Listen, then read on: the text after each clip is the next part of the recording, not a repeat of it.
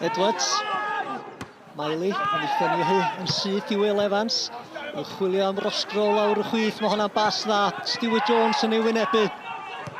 Mae'r bas i Baker yn ei gosod i Will Evans yn rhoi'r myfyrwyr ar y blaen.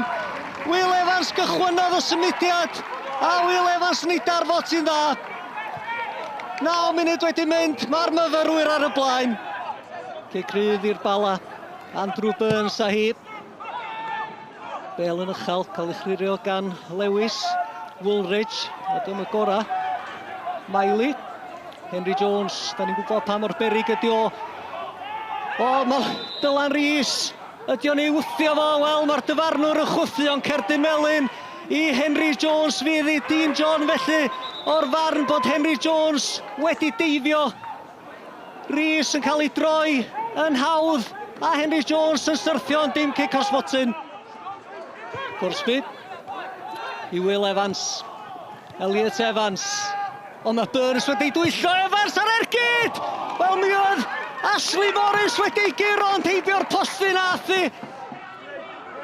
Tafliad i'r bala Burns. Goset. Yn ôl i Burns. Smith yn taro Evans. Wel mae James yn disgyn i'r llawr a mae Smith yn ergydio am odfeddi dros y bar. Wel mi oedd y bala unwaith eto chwilio am gic o'r smotin ond y Bale yn disgyn i Smith. Edwards ar gic rydd, Elliot Evans. Yn troi i 2 ac yn ei chwarae hi Will Evans. Evans ar draws wyneb y gol, Rosgro yn dyblu mantais y myfyrwyr. Wel rhy hawdd ar amddiffyn unwaith eto yn fler gan y bala. A gwaith da gan Elliot Evans, Will Evans, a dydy Roscoe yn metheinia. Goset, chwipio'r Bale allan i Henry Jones. Holwood yn ôl i Jones. Yn croesi tuag at y postyn pella. James! O, taro'r bar, Miley! Na di! Hys! O, dros y bar! A sut yn y byd? Ddaru'r bala ddim sgorio'n fanna. James yn taro'r bar, Miley ar cyfle wedyn. A Hayes yn ei ffenio i heibio'r gol. Cegrydd i'r myfyrwyr, Elliot Evans. Will Evans! O, 2 gol i ddim. A dyna pam da chi'n ymarfer cicio rydd fel yn ystod yr wythnos. Will Evans yn sicrhau'r pwyntiau i'r myfyrwyr. Wrth gwrs, mae pobl allan o hyd, mae pobl efo anafiadau, a mae hynny'n anodd. Ond yn lle, dwi ddim eisiau edrych a wedi, na'r tîm cryfa heddiw. Mae y tymor anodd, tymor hir. Ond mae'r bois wedi stepio mewn yn ein dda iawn. Mae pawb yn meddwl, Cardiff, Mec Caerdydd, dylen nhw lan i'r top 3, top 4. Ond mae fe'n anodd am bellwaith, a dyn ni pobl ifanc yn ddod mewn, a maen nhw'n ein dda iawn. So, wrth gwrs, mae fe'n neis cael yr hen bois allan nôl. Iddo mae ffwl yn ôl ar y bench heddi, oedd yn braf iawn, ond mae'n ei symud ymlaen nawr, fel fwydwch chi, cysondeb sy'n bwysig. We approach the top 6.